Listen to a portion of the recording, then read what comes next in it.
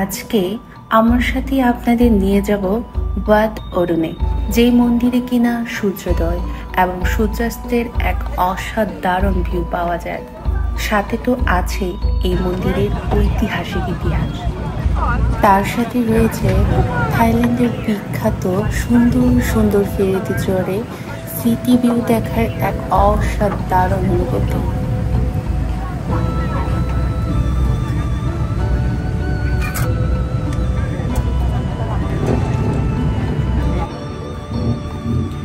Watt পো থেকে বের হয়ে ব্রাউন প্যালেস হয়ে হেঁটেই যাওয়া যায় ওয়াট অরুণে, একদম কাছে। আমরাও হেঁটেই যাচ্ছি।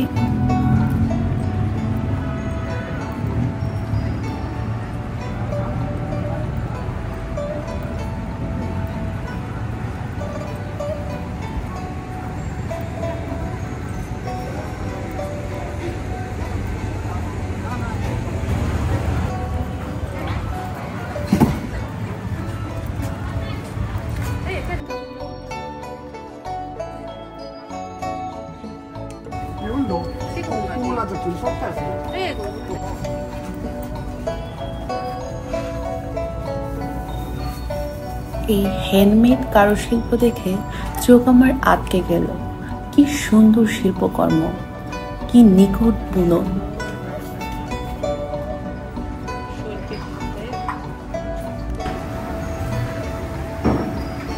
গ্র্যান্ড প্যালেস এলাকা থেকে নদীর ওপারে যেতে অবশ্যই ফেরি ব্যবহার করতে হয়। আমরাও ফেরিতে করেই যাব। আর এই মাধ্যম সুপার সহজ এবং মনোরম। অন্যান্য টুরিস্টদের মতো আমরাও ফেরির জন্য অপেক্ষমান।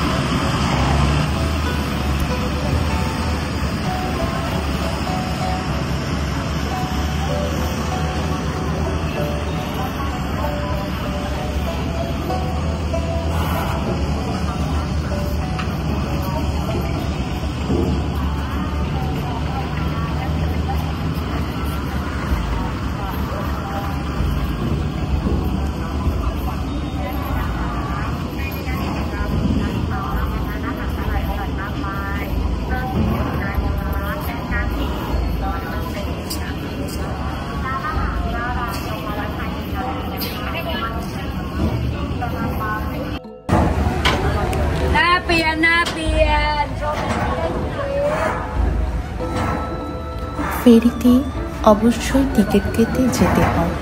এক এক ফেরির এক এক মূল্য নির্ধারণ করা আগে থেকেই থাকে।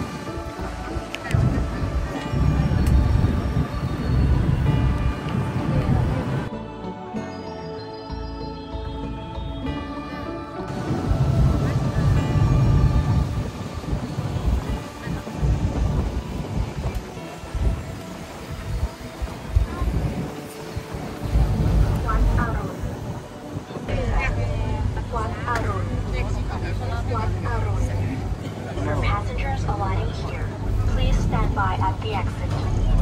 โปรดใช้ความระมัดระวังขณะก้าวออกจากเรือ Please mind the gap between the boat and the pier.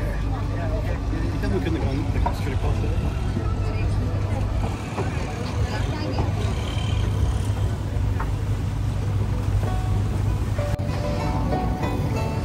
Watt অরুণীর এন্ট্রি ফি শুধুমাত্র বিদেশিদের জন্য 200 বাট, আমাদের লাগলো 600 বাট।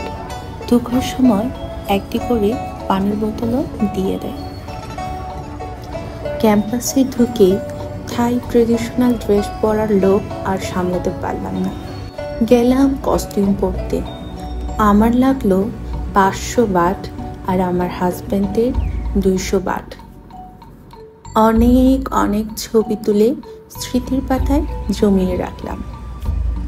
চলুন এবার বলি বিখ্যাত এই ওয়াট অরুণীর ইতিহাস। ওয়াট অরুণীর পুরো নাম ওয়াট অরুণ রাজছাওয়া রাম কাবিহান। উচ্চারণগুলো একটু কঠিন। সংক্ষেপে সবাই ওয়াট অরুণ ভোরের মন্দির বলে।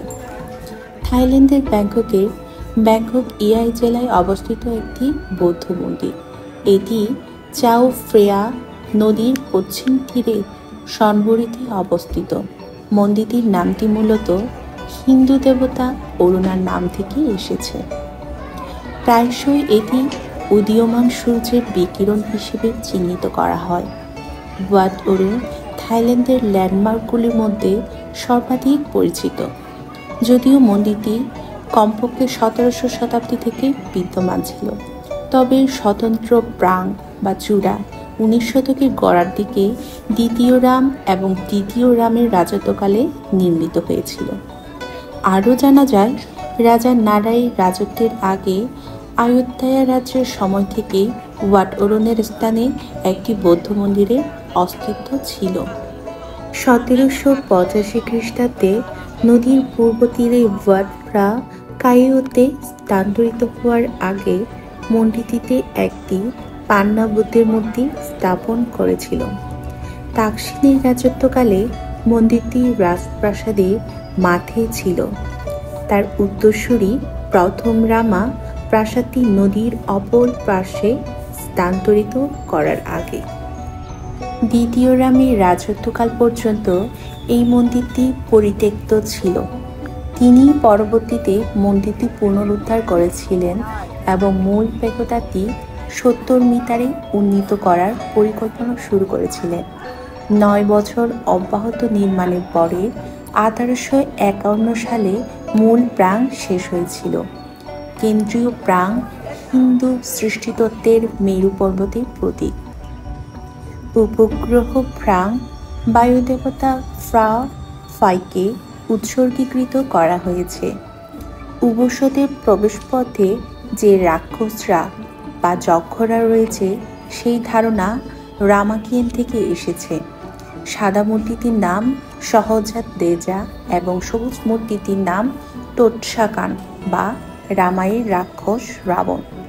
কাঠিনা বা কঠিন চিবর দানের সময় রাজা সেখানকার ভান্তেদের নতুন চিবর দেওয়ার জন্য রাজকীয় শোভাযাত্রায় ওয়াট অরুণ ভ্রমণ করেন। রঙিন চীনামাটির টুকরো এবং শামুকের শ্বাসের টুকরো দিয়ে সজ্জিত, যা সূর্যের আলোতে সুন্দরভাবে জ্বলজ্বল করে। এই মন্দিরটি সূর্যোদয় এবং সূর্যাস্তের জন্য বেশি বিখ্যাত।